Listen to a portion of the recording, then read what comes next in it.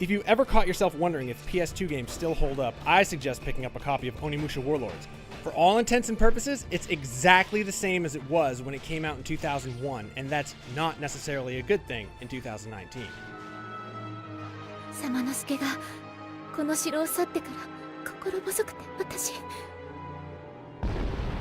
Onimusha-Warlords is a classic take on the survival horror genre set in feudal Japan. Think Resident Evil, but instead of zombies and biological horrors, you battle demons and undead abominations from Japanese mythology.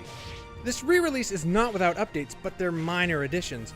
The most notable are its new HD graphics. Unfortunately, they're not new like you find in a full-on remaster.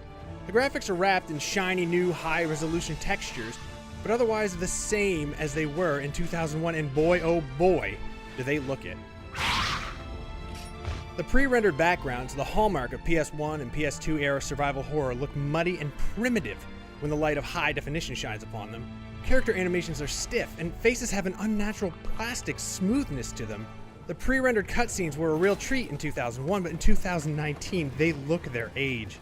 Speaking of which, one of the most glaring old-school quirks in Onimusha-Warlords are its unskippable cutscenes. You can't even skip through dialogue.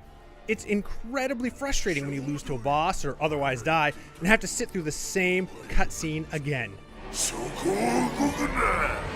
Like many other turn-of-the-century survival horror games, you spend roughly 50% of your time fighting enemies and 50% of your time running around to find an item to fit in a lock so you can open the next part of the game. There's a lot of back and forth here. For all its dusty gameplay mechanics and frustrating old-school backtracking, I still found myself enjoying Onimusha.